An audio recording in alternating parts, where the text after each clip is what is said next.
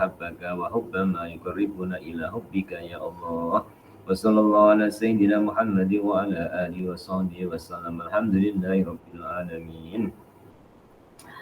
A'udzu billahi minasyaitonir rajim. Bismillah, dengan menyebut nama Allah Ar-Rahman Ar-Rahim, yang Maha Pengasih lagi Maha Penyayang. Alhamdulillah, segala puji bagi Allah Rabbil Alamin yang menguasai hari pembalasan. Jamaah pengajian Al-Hikam yang berbahagia, kajian Al-Hikam pada pertemuan yang telah berlalu tentang tidak boleh memamerkan ibadah. Di satu sisi kita harus pamerkan ibadah kita, di satu sisi kita tidak boleh memamerkan ibadah kita. Keadaan yang akan menjadi penentu, artinya keadaan itu yang akan kita menyikapinya. Saat kita harus memamerkan karena untuk memberi contoh, maka pamer yang demikian tidak dilarang. Tapi sebaliknya, jika kita memamerkan karena ujub, riya, bangga, yang demikian itu yang ditegah dan dilarang. Dan insya Allah antara keduanya dapat menyeimbangkan. Andaikan orang itu tidak punya niat untuk memberi contoh kepada orang lain tentang kebaikan yang dilakukan, tapi orang lain yang akan mengambil contoh itu dari kebaikan yang dilakukan karena ia sudah dikenali sebagai orang baik. Seperti orang tua terhadap anak. Apa yang dilakukan oleh orang tua adalah merupakan contoh bagi anaknya. Tentu saat orang tua melakukan sesuatu kadang tidak ada niat untuk memberi contoh. Namun otomatis yang dilakukan menjadi contoh kepada anaknya. Seorang guru juga demikian. Ia melakukan sesuatu kebaikan walaupun tidak niat untuk memberi contoh kepada anak murid yang diajar, otomatis anak murid akan mencontoh kebaikan yang dilakukan. Maka untuk ikhlas awalnya adalah pamer. Tangga-tangga menuju ikhlas adalah pamer. Setelah menjadi satu kebiasaan, kerana yang lain akan hilang dengan sendirinya. Bahasa saya hilang dengan sendirinya itu hakikatnya adalah Allah akan tolong. Karena selain Allah akan berubah menjadi karena Allah, karena dilakukan berterusan. Dan insya Allah pada pagi hari ini kita akan sambung pada wujudnya manusia dalam menyembunyikan ibadahnya. Yang kedua, setelah yang pertama pada pertemuan yang lalu, diakhiri dengan ayat Al-Quran, walaula fadlullahi alaikum wa rahmatuhu ma zaka minkum min ahadin abada walakinallaha yuzakki man yasha wallahu sami'un alim. Kalau tidak karena kemurahan Allah dan kasih sayangnya kepada kamu, tidak seorang pun di antara kamu yang bersih buat selama-lamanya. Tapi Allah menyucikan orang-orang yang dikehendakinya, dan Allah itu Tuhan yang Maha mendengar lagi Maha mengetahui. Itu penutup kajian yang pertama. Kajian yang kedua, hamba Allah yang mendapat taufik dan hidayah Allah Subhanahu wa ta'ala kepada jalan makrifat terhadap Allah, ia dapat melihat segala kebaikan Allah sebagai pencipta seluruh alam. Dengan demikian, ia melihat pula bahwa semua kebaikan yang dikerjakannya dianggap masih terdapat kesalahan-kesalahan, bahkan tidak ada artinya. Sebab itu, maka gugurlah dirinya dari pandangannya dan tumbuhlah biji hikmah dari hatinya. Maka Pernah Nabi Isa dengan para sahabatnya, Nabi Isa berkata, Aina tambutul habbah qalu fil ardi. Faqala Isa alaihi salatu wassalam kadzalika al hikmatu la tambutu illa fi qalbin mislul ardi. Kata Nabi Isa dalam tujuan mengajar anak muridnya, Nabi Isa bertanya, di manakah tumbuhnya biji-bijian itu? Sahabat Nabi Isa menjawab, dalam bumi. Nabi Isa pun berkata, demikianlah hikmah Allah tidak akan timbul kecuali dari hati yang laksana atau seumpama bumi. Maksud kalam hikmahnya Nabi Isa ini ialah ilmu dan akidah yang bermanfaat bagi manusia dalam hubungannya dengan Allah Subhanahu wa Ta'ala. Titik dulu. Muslimin dan muslimah rahimakumullah. Peringkat yang kedua, tengah-tengah. Artinya tengah-tengah, ia memandang dirinya dan ia juga pandang kuasanya Allah Subhanahu wa Ta'ala. Ketika ia mampu melakukan kebaikan, ia lihat bahwa itu kebaikan-kebaikan Allah. Tapi kalau ia lihat kepada dirinya, ia melihat kekurangan-kekurangan yang ada pada dirinya. Sehingga saat dapat melakukan kebaikan, ia merasakan bahwa itu kebaikan Allah yang diberikan kepada saya. Apabila diputar mafhum yang sebaliknya, saya tidak bisa buat kebaikan melainkan dengan pertolongan Allah. Akan menemukan kata yang sering dilafazkan oleh muslimin muslimah, la haula wala quwata illa billah. Tidak ada daya upaya untuk melakukan kebaikan ataupun meninggalkan keburukan, melainkan dengan izin Allah Subhanahu wa Ta'ala. Jadi tingkatan kedua, orang yang menyembunyikan amalnya itu adalah karena ia merasa malu jika ia tunjukkan ke orang lain dirinya, padahal yang sebenarnya kebaikan itu adalah pertolongan dari Allah Ta'ala. Itu yang kedua. Kemudian yang ketiga, hamba Allah, di mana lebih luas pengaruh nafsunya atas segala-galanya. Meskipun dia berilmu, faham, dan mengerti, tetapi ia dapat dikacaukan oleh keraguan-keraguannya, sehingga yang cepat terlihat padanya adalah keuntungan dirinya dan kesenangan pribadinya. Hamba Allah yang ketiga ini tidak harus dapat menghilangkan keadaan tersebut dengan berbagai cara apapun saja, asal tidak terlarang dalam agama. Misalnya, membatasi makan makanan yang menimbulkan syahwat atau yang memberatkan ia dalam mengerjakan ibadah. Di samping itu juga harus membatasi diri dari pergaulan kemasyarakatan yang membawa pengaruh yang kurang baik terhadap hatinya. Dan tentulah hamba Allah itu selalu mendapat pimpinan dari gurunya yang alim dan arif. Dia harus menyadari bahwa ia membatasi dirinya dari masyarakat bukan berarti karena niat menjauhkan diri dari masyarakat itu, tapi adalah untuk mencari ketenangan dan ketentraman dalam menyembah Allah Ta'ala dalam arti yang luas. Titik dulu. Jemaah hikam rahimakumullah. Allah Subhanahu wa Ta'ala berkehendak menciptakan makhluk yang salah satunya namanya manusia. Ya ini namanya manusia, diri kita masing-masing. Ini namanya manusia. Allah Subhanahu wa Ta'ala menunjukkan kekuasaannya kepada manusia. Manusia diletak oleh Allah di alam ketiga, yaitu bumi, di dunia ini.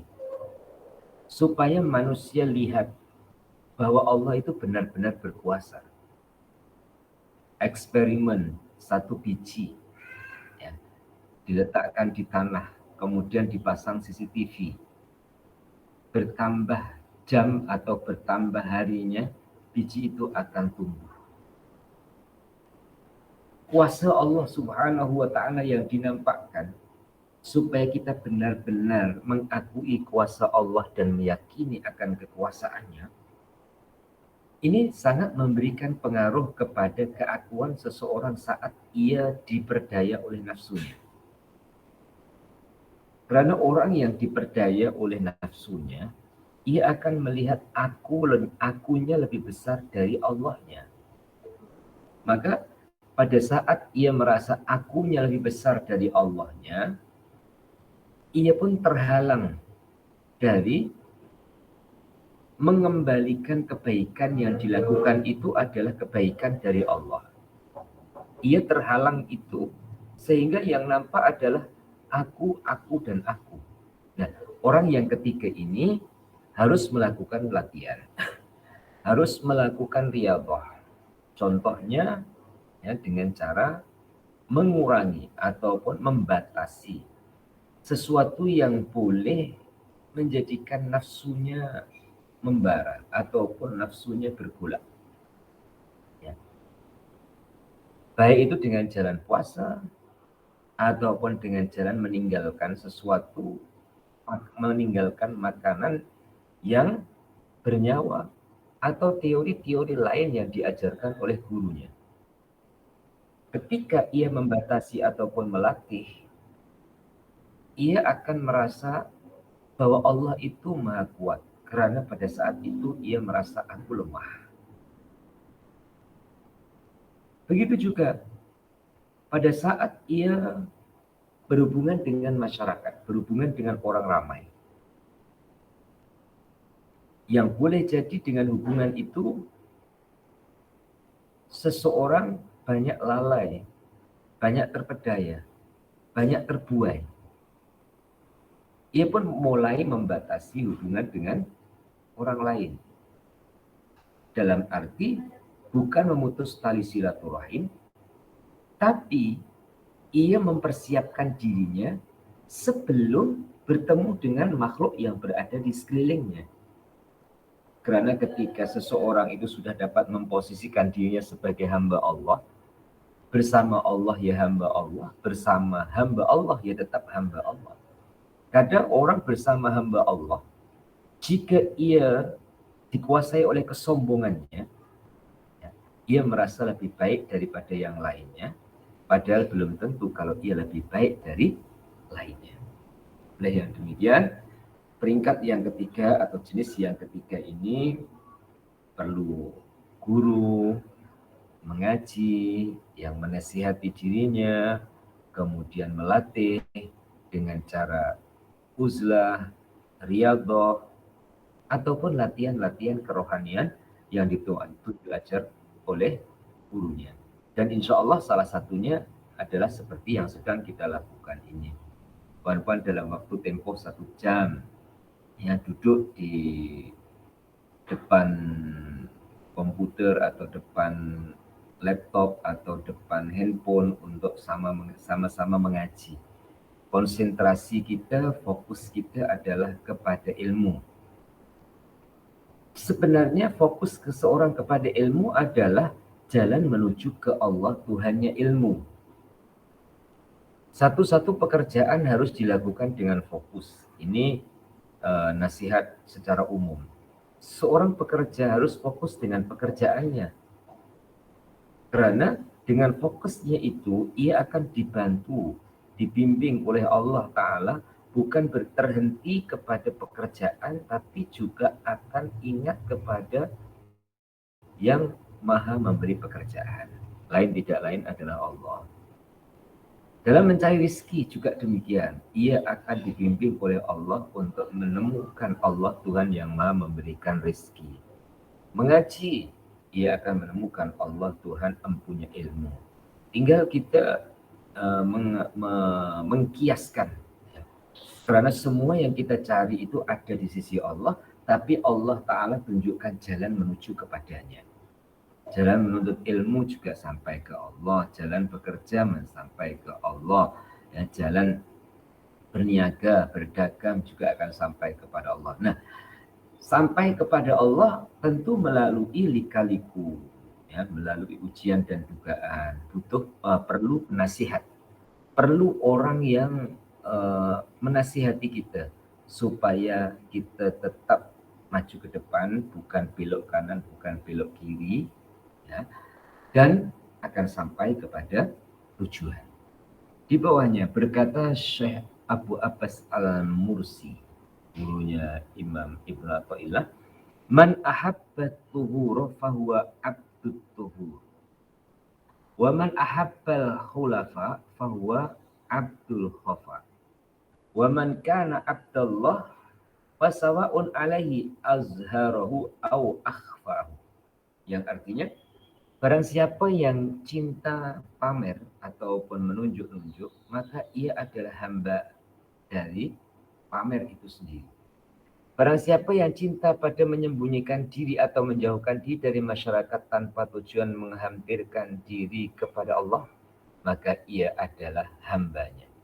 Dan barang siapa yang berta'abud atau menyembah kepada Allah dengan tidak pamer atau tidak riya, maka sama saja padanya apakah Allah akan menonjolkannya sehingga merupakan hamba Allah yang menjadi teladan bagi umat, atau Allah menyembunyikannya. Titik lagi. Kata-kata Abu Abbas Al-Mursi ini ada hubungannya dengan kehendak Allah meletakkan nafsu dalam diri kita. Memang manusia itu dipengaruhi ataupun manusia berada dalam keadaan persekitarannya. Persekitarannya orang-orang baik, insya Allah akan menarik kepadanya untuk menjadi baik. Begitu juga sebaliknya, komunitas atau lingkungannya kurang baik, boleh jadi menarik orang itu menjadi tidak baik. Maka saat kita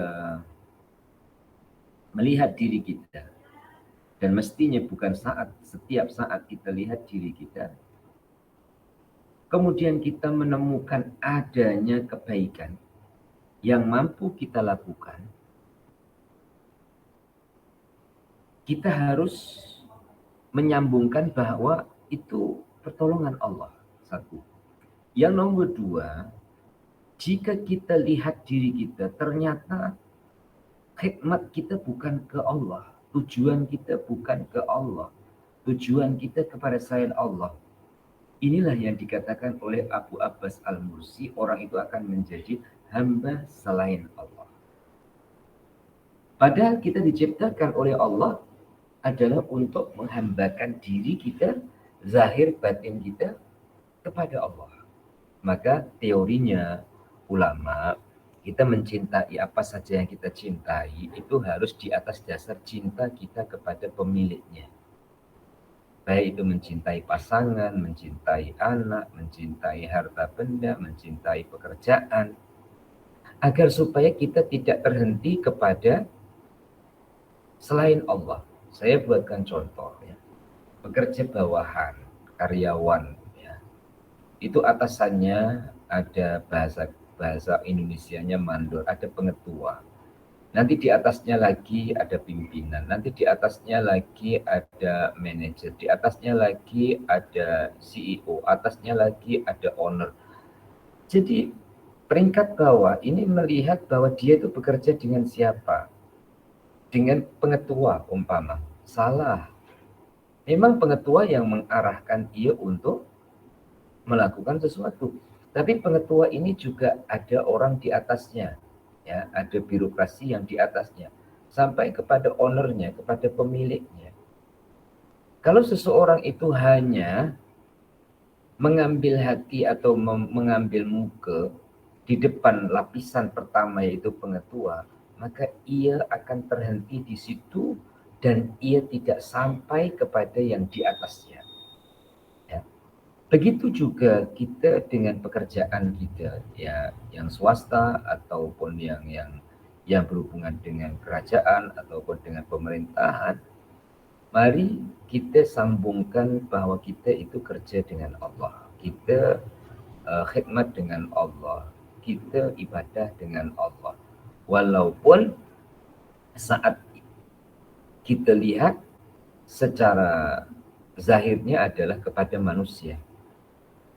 Tak ubahnya contoh lagi seperti makmum dengan imam. Syarat makmum harus ikut imam, tapi makmum bukan menyembah imam. Makmum harus ikut imam, tapi dia bukan menyembah imam. Kita harus ikut prosedur ataupun prosedur saat kita menjalani urusan-urusan dunia. Tapi di hati kita tetap hikmatnya adalah kepada Allah Subhanahu wa Ta'ala, supaya kita tidak menjadi hamba selain dari hamba Allah. Diakhiri kalam hikmah ini dengan penjelasan, apabila kita dapat mengamalkannya, maka kita akan bahagia di sisi Allah dan termasuk dalam golongan hamba-hambanya dan hamba-hambanya yang muttaqin dan mendapat kesudahan yang baik di sisinya. Ini yang dimaksudkan dalam firman Allah, tilkat darul akhiratu naj'aluha lilladzina la yuriduna 'uluwan fil ardi wala fasada wal 'aqibatu lil muttaqin. Kampung akhirat itu kami anugerahkan kepada mereka yang tidak ada maksud atau kehendak pada ketinggian yang tidak baik di dalam bumi dan bencana di permukaannya. Dan kesudahan yang baik adalah buat orang-orang yang memelihara dirinya dari segala sesuatu yang tidak menguntungkannya di sisi Allah. Surah Al-Qasas ayat 84. Muslimin dan muslimah, kita mengenali dunia, kita kenali dunia dan segalanya. Juga kita mengenali kerenah dunia dan segala urusannya. Sampai hari ini, mungkin kita kenal dunia baru separuh dari apa yang dikatakan dunia. Kemudian setiap hari Allah Ta'ala menambah kenalnya kita kepada dunia.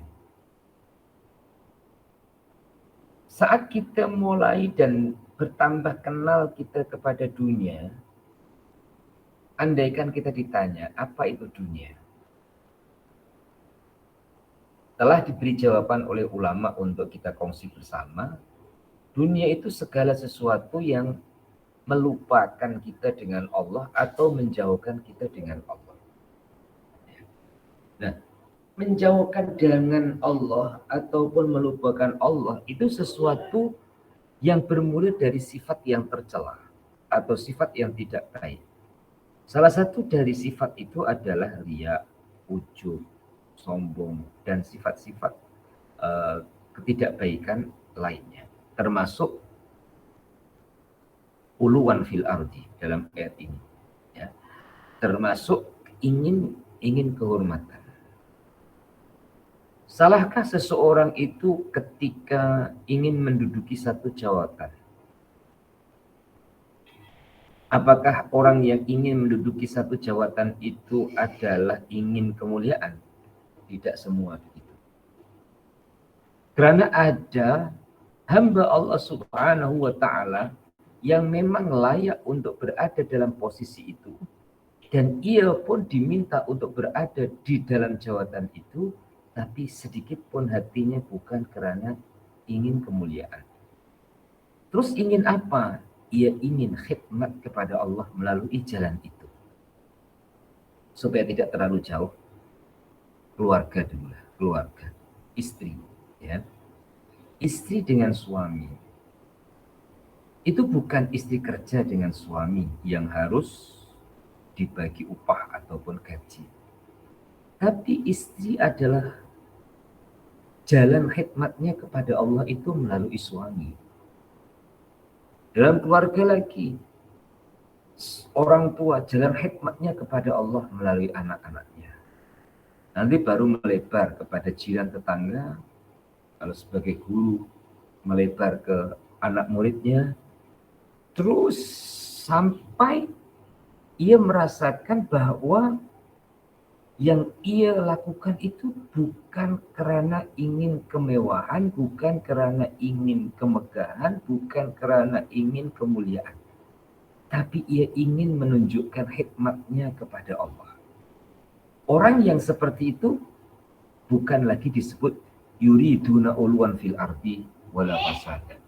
Ia tidak lagi disebut sebagai orang yang ingin kemuliaan, tapi ia ingin menjadikan jalannya tersebut jalan menuju kepada Allah.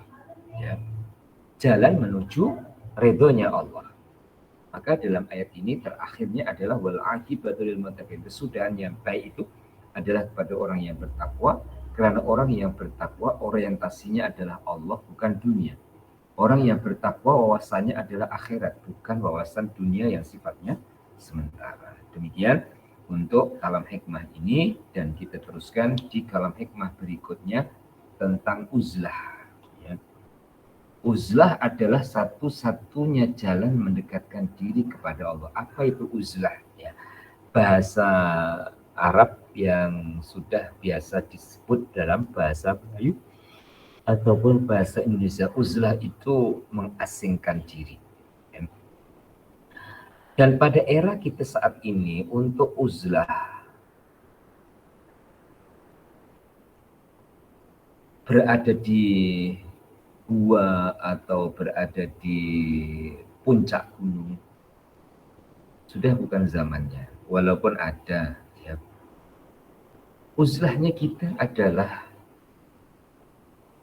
segala pengaruh yang boleh mempengaruhi kita untuk lalai, lupa dengan Allah, kita tiadakan atau kita hindari. Saya buatkan contoh, umpama dunia itu, umpama bumi ini adalah sebesar rumah kita, rumah, ya, umpama saja. Kemudian puan-puan berada di ruang tamu.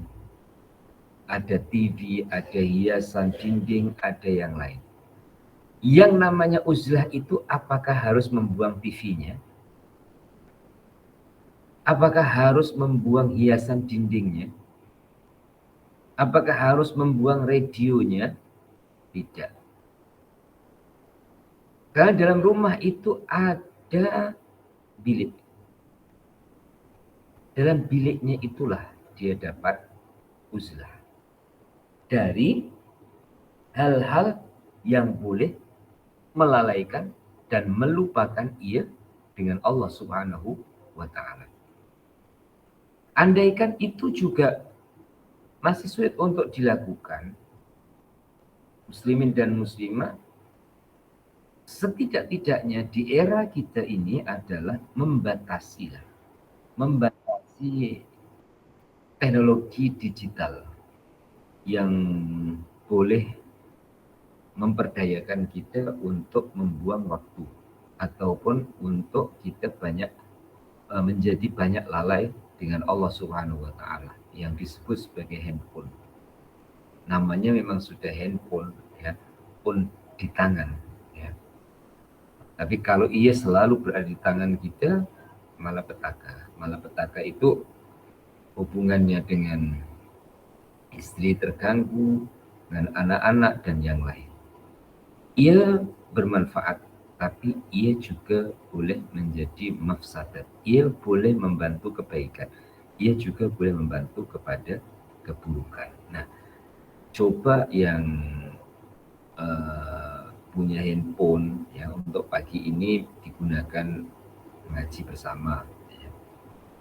Kemudian waktu-waktu selepasnya, mungkin usia puan-puan tidaklah seperti usia remaja, ya, yang hampir-hampir bila ketemu dengan handphone itu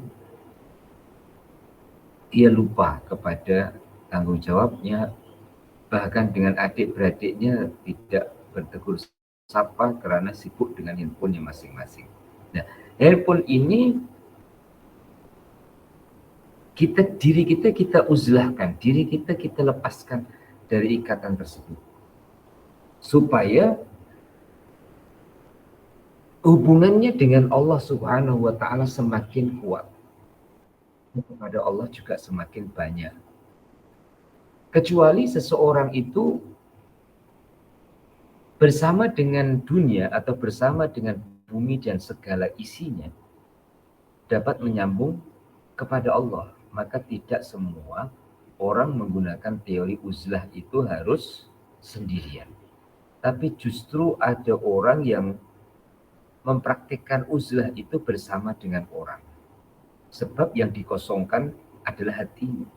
Tentang hubungan dengan sesama manusia, ia merasakan Allah pertemukan, ia merasakan Allah Subhanahu wa taala yang mengatur, maka ia tidak akan terpengaruh ataupun tidak terpedaya atas hubungan dengan makhluk supaya ia tetap hubungan dengan Allah Ta'ala. Nah, di sini dikemukakan dalam bentuk kata hikmah atau kata mutiara. Kata hikmah dan kata mutiaranya, ma nafa'al qalba syai'un mislu uzlatin yadkhulu biha maidana fikratin. Yang dapat bermanfaat pada hati ialah sesuatu yang berupa uzlah, di mana dengannya hamba Allah boleh masuk dalam keluasan berpikir. Titik. Jemaah Al-Hikam rahimakumullah. Ma nafa'al qalbu syai'un mislu uzlatin. Tidak dapat memberi manfaat pada hati, dan yang paling dapat memberi manfaat pada hati adalah sesuatu yang berupa uzlah. Mengkosongkan hati dengan dibantu mengasingkan diri. Saya ulang. Mengkosongkan hati dibantu dengan mengasingkan diri. Saya ulang lagi sekali. Mengosongkan hati dengan dibantu mengasingkan diri. Kalau kita sulit mengosongkan hati kita dari selain Allah, bantulah hati kita dengan cara mengasingkan diri atau uzlah. Tapi kalau hati kita ini sudah mampu untuk tetap bersama Allah, walaupun bersama dengan makhluk Allah, dan sememangnya kita tidak akan bisa lepas hubungan dengan sesama, walaupun bukan dengan manusia. Seorang yang uzlah di satu tempat, ia perlu tempat. Ia juga perlu makan, perlu minum, dan keperluan dari sifat kemanusiaan yang lainnya. Jadi, kosongkan hati dengan cara dibantu mengasingkan diri. Dibantu dengan mengasingkan diri atau dibantu dengan uzlah. Saat itu pemikiran kita dalam kondisi, dalam keadaan berserah ke Allah, itu akan timbul lintasan-lintasan yang positif dan lintasan-lintasan yang baik. Dari lintasan yang positif dan dari lintasan yang baik, maka ia pun akan membuat kesimpulan atau melangkah menuju kepada perjalanan berikutnya adalah dengan panduan, bimbingan, hidayah, taufik, inayah dari Allah Subhanahu wa ta'ala. Maka dari kata-kata ini, yadkhulu biha maidani fikratin, hamba Allah boleh masuk dalam keluasan berpikir kerana ia telah mampu mengosongkan hati dengan cara dibantu dengan mengasingkan diri. Yang manakah kita? Apakah kita ini perlu untuk mengasingkan diri, ataupun kita sudah terasa asing pada saat kita bersama dengan orang banyak, walaupun kita tidak mengasingkan diri dari manusia, tetapi kita telah berusaha mengosongkan hati kita dengan selain Allah, insya Allah hatinya akan tetap jernih walaupun tidak uzlah secara langsung ataupun secara cara uzlah meninggalkan dunia. Tapi cara uzlahnya adalah mengosongkan hatinya. Nah, mengkosongkan hati yang kosong atau hati yang kotor kemudian ingin bersih, hati yang penuh kemudian ingin kosong, lain tidak lain jalannya adalah zikir. Ya. Lain tidak lain jalannya adalah zikir. Maka dalam dunia thariqah ada kewajiban zikir, walaupun perintah Allah zikir yang tidak ada batasnya. Tapi dalam dunia thariqah ada zikir yang dihitung. Ya. Allah berfirman dalam Al-Quran, uzkurullah zikran katsira, itu tidak menggunakan hitungan. Ingati Allah dengan ingatan yang sebanyak-banyaknya. Dah tidak pakai hitungan. Nah, cara itu adalah akan menggantikan isinya hati yang asalnya isinya selain Allah, akan digantikan dengan isinya yakin kepada Allah. Jadi jangan diremehkan zikir walaupun tidak fokus atau belum fokus. Contoh istighfar, sholawat, tahlil. Itu jika kita teruskan dan semoga kita mampu untuk meneruskan, itu proses peralihan dari kotor menjadi bersih, dari penuh menjadi kosong. Dan pada saat Allah Ta'ala telah menjadikan hati seseorang hamba itu kosong dari kepentingan-kepentingan, maka akhirnya ia akan berpikir yang jernih dan hasil dari pemikirannya manfaat kepada dirinya dan kepada orang yang berada di sekelilingnya atau yang memerlukannya. Ini tentang pembuka tajuk ataupun tema uzlah adalah satu-satunya jalan mendekatkan diri kepada Allah. Mohon dimaafkan selain kelambatan juga saya akhiri lebih awal sedikit ya, karena ada urusan yang belum selesai dan harus diuruskan. Terima kasih semalam yang mendoakan majelis dan merestui majelis tersebut telah berjalan dengan baik menjadi dari hari Jumat, kemudian hari Sabtu pagi sampai kepada Sabtu petang.